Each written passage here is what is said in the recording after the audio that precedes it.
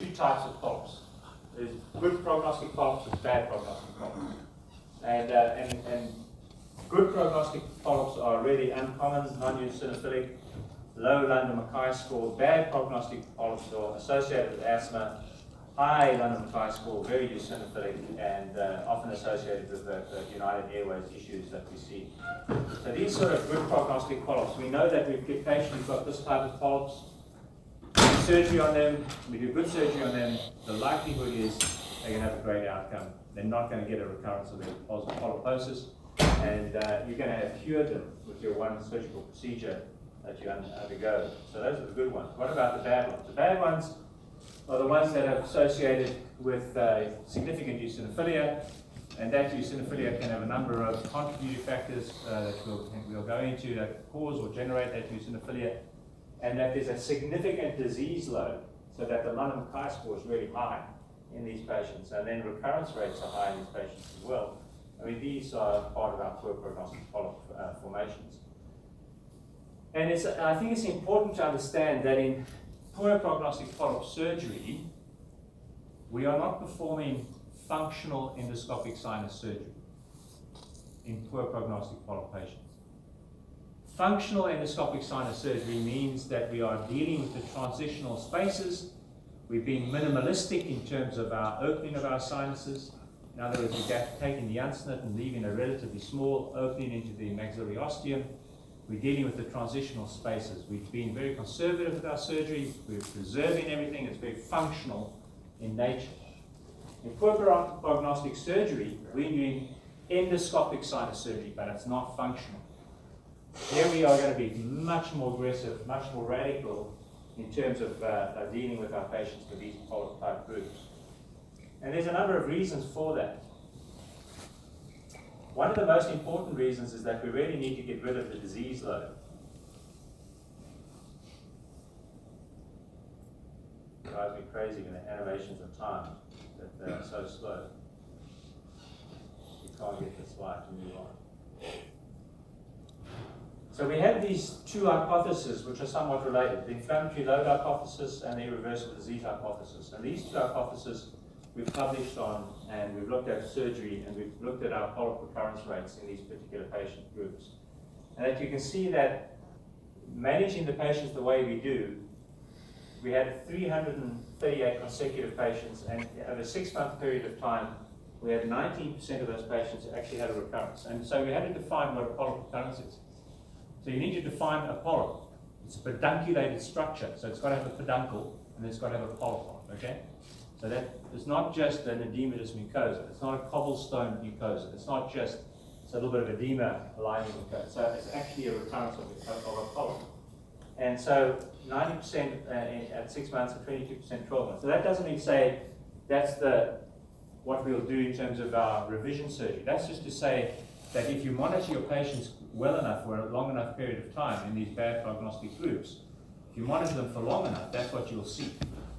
Most of these patients, if you then put them on a course of prednisolone and add some topical corticosteroids to their wash and treat the infection, their polyps resolve. And so they go back to their baseline and are quite happy, and then will continue on with their baseline without having had revision surgery. But if you're honest about monitoring your patients and looking at what happens to those patients in the post-operative period, these are the numbers that you can expect. So revision surgery, different. So patients who had full-house FES, the overall revision surgery rate was 37%, whereas frontal drill-out was 7%, a very significant difference. So the surgery has a significant difference on the outcome of our patients. So what it's telling us is that the more aggressive we are with these patients, the less likely these patients are to have a polyp recurrence, same group of patients, because we are dealing with a disease that needs to have topical therapy to keep control. And so what happens in our patients who've just had a standard sinus operation is that they will tend to get their polyp recurrence in the frontal ostium first.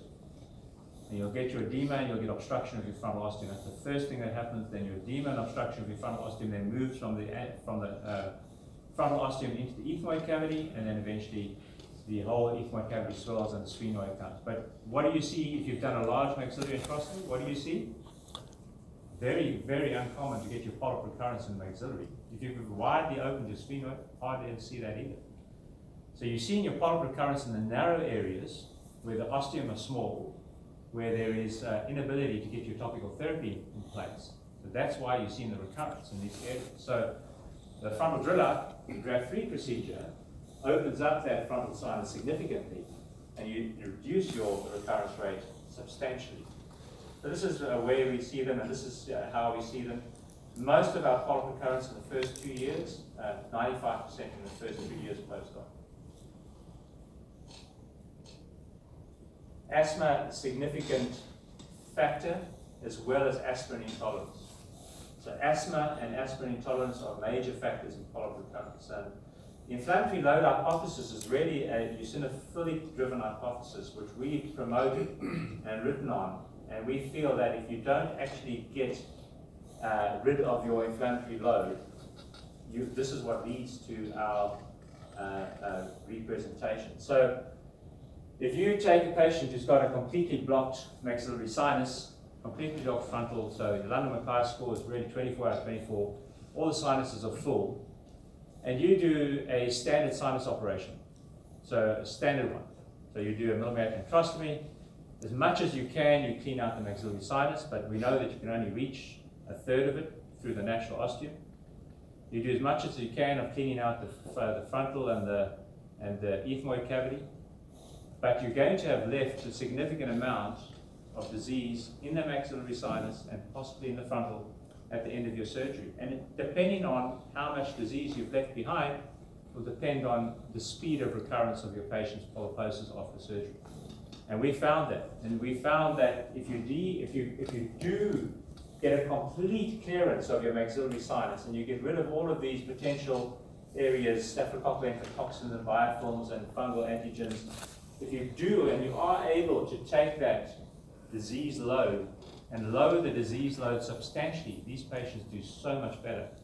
And you can with topical therapy, then keep them under control for much longer and even prevent them from getting the disease back again. And I like to think about it is that all these patients had normal sinuses before they actually developed their disease. And so what's happened is that the immune system's become sensitized. And we've got a lot of research, and I'm not going to go into that now, about how we come about these hypotheses. Your immune system gets sensitized. What happens is then you get colonized by fungi, and that further sensitizes your immune system. So you've got bacterial sensitization, you've got fungal sensitization, and you've also got the HLA stuff, your inherent issues with asthma associated with that as well. So you've got this highly sensitized immune system. So what you need to do is you need to get complete disease clearance, and you need to keep the sinuses quiet, in other words, without having an antigenic stimulation to the immune system for a long enough period that the immune system sensitivity can ratchet itself back. So if you think about all your immune cells that sit in the sinuses, all primed, ready to release all of their substances when they receive that antigen to which they're primed to, the longer you keep that under control, the less likely you are to end up with a patient who then has a relapse of disease.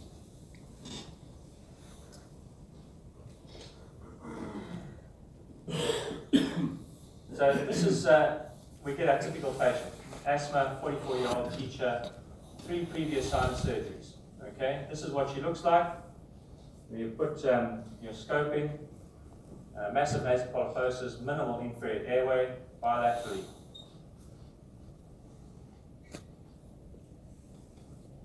This is her CT scan. You can see that she has got pain, sinus disease, very little air anywhere in any of the sinuses. This is the surgery we do on her. So unsplenectomy, canine fossa fine, because we want to get a complete clearance of that maxillary sinus. So we just pop in a little hole through the anterior wall of her fossa. We put in an instrument into that maxillary sinus, and we want to get complete clearance. Now you can see that that maxillary sinus is full of polyps, and it's full of submucosal abscesses. And if you don't clear the polyps and submucosal abscesses and give that patient a disease load reduction, you don't take that disease load right down, that this patient is going to end up with the significant recurrence very quickly after surgery. So if you look at, we don't strip the mucosa, there's no exposed mucosa, there's no exposed bone, but all of the diseased polyps, all of those cells and polyps which hold all of those prime eosinophils are gone. That's the maxillary sinus after our canal fossa five. We do a complete clearance of the ethmoids and frontals. The skull base cleared completely. We trim the middle turbinates down so that we don't actually have middle turbinates. So there's a frontal ostium, nicely cleared. Skull base is completely cleared. And sphenoid is cleared. The whole, and the middle turbinate has been trimmed so that we've got a really big cavity. This is some of our new Kytogel going in at the end of the procedure. So this is what it looks like post-operative. So here we have a little bit of edema lining the ethmoid cavity, sphenoid sinus at the bottom, frontal sinus at the top, nicely open, nicely patent, lamina papyracea. Looks good. We're happy, patient's happy. Patient has really good control for a number of years. And then what happens to this patient 2 years after surgery? Asthma worsens, more frequent steroid use. Now we start to look what happens. Around the frontal ostium, we start to see polyp formation. If you look into the maxillary sinus, still completely clear. No problem there at all. So what we did on that maxillary, perfect still. Maxillary great. Sphenoid still clear. No issue. No problem with the sphenoid. But look back up at the frontal and the ethmoid. What's happening? We have a disease recurrence again. And this disease, although we try and manage these initial recurrences with repeated courses of prednisolone and topical steroids, we need to create more space. So this patient then has a drill out procedure. So that we drill out. So end of the drill out procedure, we have a much bigger cavity. How does the patient go now in the post-operative period, now with this more space? This is what she looks like post-operative. Patient feels completely well. Frontal sinuses have scarred down a little bit, so the ostium is not as big as we'd like it to be, but still nicely ventilated and spaced and open. Maxillary sinus, ethmoid sinuses are all really nicely controlled. Patient's really happy. Asthma control is good. And the patient is delighted with the outcome. And so, what happens in the patient 2 years later? We start to see a little bit of edema coming back again. Although it's still patent, we start to see those responses of the immune system to that area. And it's always in the narrowest area. It's almost around the frontal ostium area. You see this little bit of thickened mucosa, which we often liken to fungal mucus coming back again, a little bit of edema. So you really need to manage these patients topically, and we use budesonide ampules, which we put into the spray bottle wash, and we would use a 2 milligram per ml ampule at least once a day as part of that process. If we do have bacterial colonization, we use mupirozine washes topically because we find that much more effective than systemic antibiotics as part of our procedure. If we do use